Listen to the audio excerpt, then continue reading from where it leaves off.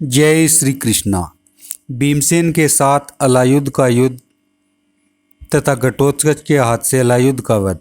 संजय कहते हैं, राजन, इस प्रकार कर्ण और घटोत्कच का युद्ध हो ही रहा था कि अलायुद्ध नाम वाला एक राक्षस पूर्वकालीन वैर का स्मरण करके अपनी बड़ी भारी सेना के साथ दुर्योधन के पास आया और युद्ध की लालसा से बोला, महाराज, आपको तो मालूम ही होगा कि भीमसेन ने हमारे बांधव हिडिंब, बक और किरमिर का वध कर डाला है। इसलिए आज हम स्वयं ही घटोत्कच का वध करेंगे तथा श्री कृष्ण और पांडवों को अनुचरों सहित मारकर खा जाएंगे। आप अपनी सेना को पीछे हटा लीजिए।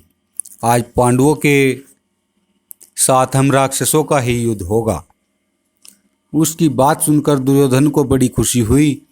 उसने अपने बंधुओं के साथ ही उससे कहा, भाई, तुम्हें तो हम तुम्हारी सेना सहित आगे रखेंगे और साथ रहकर हम स्वयं भी शत्रुओं के साथ लड़ेंगे। मेरे योद्धाओं के हृदय में वैर की आग जल रही है, वे चैन से बैठेंगे नहीं। अच्छा, ऐसा ही हो। यह कहकर राक्षस राज अलायुद्ध राक्षसों को साथ लेकर बड़ी उतावली के साथ युद्ध के लिए चला। घटोत्कच के पास जैसा तेजस्वी रथ था वैसा ही अलायुद्ध के पास भी था। उसकी भी गरगराहट अनुपम थी। उस पर भी रीछ का चमड़ा मड़ा हुआ था। लंबाई चौड़ाई भी वहीं 400 हाथ की थी। वैसे ही हाथी के समान मोटे ताजे 100 घोड़े जुते हुए थे। उसका धनुष भी बहुत बड़ा था, जिसकी प्रत्यंजा सुदृढ़ थी। उसके बाण भी रथ के धुरे के समान मोटे और लंबे थे। वह भी वैसा ही वीर था जैसा घटोत्कच, किंतु रूप में वह घटोत्कच की अपेक्षा सुंदर था। महाराज, अलायुद्ध के आने से कौरवों को बड़ी प्रसन्नता हुई, मानो समुद्र में डूबते हुए को जहाज मिल गया हो। उन्होंने अपना नया जन्म हुआ समझा। उस समय कर्ण और घटोत्कच में अलौकिक युद्ध चल रहा था। द्रोण, अश्वत्थामा और कृपाचार्य आदि घटोत्कच के पुरुषार्थ को देखकर थर्रा उठे थे। सबके मन में घबराहट थी। सर्वत्र हाहाकार मचा हुआ था।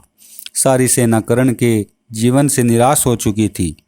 दुर्योधन ने देखा कि कर्ण बड़ी विपत्ति में फंस गया है, तो उसने अलायुद्ध को बुलाकर कहा, यह कर्ण घटोत्कच के साथ भिड़ा हुआ है और युद्ध में जहाँ तक इसकी शक्ति है महान पराक्रम दिखा रहा है।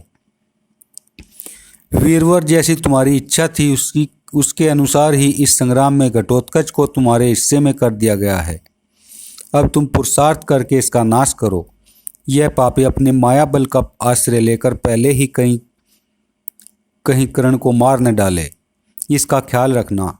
दुर्योधन के ऐसा कहने पर अलायुद्ध ने बहुत अच्छा कहकर घटोत्कच पर धावा किया। भीमसेन के पुत्र ने जब अपने शत्रु को सामने आते देखा तो कर्ण को छोड़ दिया और उसी को बाणों के प्रहार से पीड़ित करने लगा।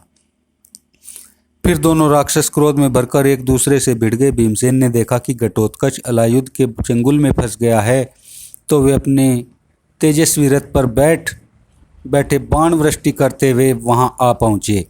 यह देख अलायुद्ध ने घटोत्कच को छोड़कर भीमसेन को ललकारा और उसके साथ राक्षस भी अपने अनेक प्रकार के अस्त्र शस्त्र लेकर भीमसेन पर ही टूट पड़े। जब बहुत से राक्षस बाणों से बीनने लगे तो महाबली भीम ने भी प्रत्येक को 5-5 तीखे बाण मारकर सबको घायल कर दिया। भीम के साथ युद्ध करने वाले क्रूर राक्षस उनकी मार से पीड़ित हो भयंकर चित्कार करते हुए दसों दिशाओं में भागने लगे। यह देख अलायुद्ध भीमसेन की ओर बड़े वेग से दौड़ा और उन पर बाणों की वृष्टि करने लगा। उसने भीमसेन के छोड़े हुए कितने ही बाण काट डाले और कितनों को ही हाथ में पकड़ लिया। भीम ने पुनः उसके ऊपर बाण बरसाए, किंतु उसने अपने तीखे सहायकों से मारकर उन्हें भी पुनः व्यर्थ कर डाला। फिर उसने भीम के धनुष के टुकड़े टुकड़े कर दिए। थोड़ी और घोड़ों और सारथी का भी काम तमाम कर दिया। घोड़ों और सारथी के मर जाने पर भीमसेन ने रथ से उतरकर भयंकर गर्जना की और उस राक्षस पर बड़ी भारी गदा का प्रहार किया। अलायुद्ध ने गदा से ही उस गदा को मार गिराया। तब भीम ने दूसरी गदा हाथ में ली और उस राक्षस के साथ उनका तुमुल युद्ध होने लगा। उस समय एक दूसरे पर गदा के आघात से जो भयंकर शब्द होता था, उससे पृथ्वी कांप उठती थी। थोड़ी ही देर में गदा फेंककर दोनों मुक्के मारते हुए लड़ने लगे। उनके मुक्कों के आघात से बिजली के कड़कने सी आवाज होती थी। इस तरह युद्ध करते करते दोनों अत्यंत क्रोध में भर गए और रथ के पहिए जुए धुरे तथा अन्य उपकरणों में से जो बेनिकट दिखाई देता उसे उठाकर एक दूसरे को मारने लगे। दोनों के शरीर से रक्त की धारा बह रही थी। भगवान श्री कृष्ण ने जब यह अवस्था देखी तो उन्होंने भीमसेन की रक्षा के लिए घटोत्कच से कहा, महाबाहो, देखो तुम्हारे सामने ही सब सेना के देखते देखते अलायुध ने भीम को अपने चंगुल में फंसा लिया है।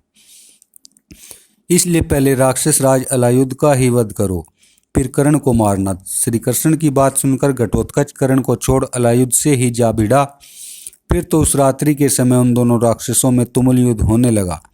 अलायुध क्रोध में भरा हुआ था। उसने एक बहुत बड़ा परिघ लेकर घटोत्कच के मस्तक पर दे मारा। उससे घटोत्कच को तनिक मूर्छा सी आ गई, किंतु उस बलवान ने अपने को संभाल लिया और अलायुध के ऊपर एक बहुत बड़ी गदा चलाई। वेग से फेंकी हुई उस गदा ने अलायुध के घोड़े, सारथी और रथ का चूर्ण बना डाला। अलायुध राक्षसी माया का आश्रय लेकर उछलकर आकाश में उड़ गया। उसके ऊपर जाते ही खून की वर्षा होने लगी। आकाश में मेघों की काली घटा छा गई। बिजली चमकने लगी। कड़ाके की सी आवाज के साथ वज्रपात होने लगा। उस महासमर में बड़े जोर की कड़कड़ाहट फैल गई।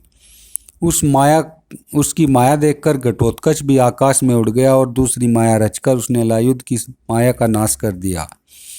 यह देखकर अलायुध घटोत्कच के ऊपर पत्थरों की वर्षा करने लगा, किंतु घटोत्कच ने अपने बाणों की बौछार से उन पत्थरों को नष्ट कर डाला। फिर दोनों पर नाना प्रकार के आयुधों की वर्षा करने लगे। लोहे के परिघ, शूल, गदा, मुसल, मुगदर, पिनाक, तलवार, तोमर, प्रास, कंपन, नाराज, भाला, बाण, चक्र, फरसा, लोहे की गोलियां, बिंदीपाल, गोशीर्ष और अलूखन आदि अस्त्र शस्त्रों से तथा पृथ्वी से उखाड़े हुए समी, बरगद, पाकर, पीपल और सेमर आदि बड़े बड़े वृक्षों से वे परस्पर प्रहार करने लगे।